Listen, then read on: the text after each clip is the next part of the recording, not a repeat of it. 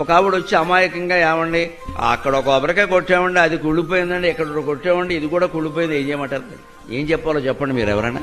నాకు జాలేసింది నిజంగా. పెద్ద వయస్సు ఆవిడకి ఏదో మనసులో శంక ఉంది. అంటే పాపం ఆవిడకి బెంగ ఏమిటంటే ఈ కొబ్బరికాయ కుళ్ళిపోవడం అనేది మనకి జరగబోయే అశుభానికి ఏమన్నా సూచనేమో.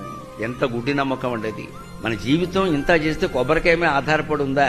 ఇక్కడే ఎందుకు అని ఆలోచించాలి. కొబ్బరికాయ కుళ్ళిపోవడానికి నీ జీవితం కుళ్ళిపోవడానికి సంబంధం ఏంటి?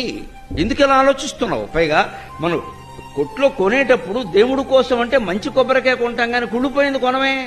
మనం కావాలని చిత్తశుద్ధితో దేవుడికి మంచి కొబ్బరికాయ కొట్టాలని మనం ప్రయత్నం చేసినప్పుడు అదేదో అనుకోకుండా లోపల కుళ్ళిపోతే మనమేం చేస్తామండి? అది అమ్మేవాడికి తెలుసా, మనకి తెలుసా? అలాగనే ఏమండి దేవుడికి తెలుసు కదండి, నా చేతికి మంచి కొబ్బరికాయ ఇచ్చేలా చేయొచ్చు కదండి, దేవుడికి వేరే పని ఏమి లేదా? నీ కొబ్బరికాయ లెక్కెట్టుకుంటూ కూర్చుంటాడా?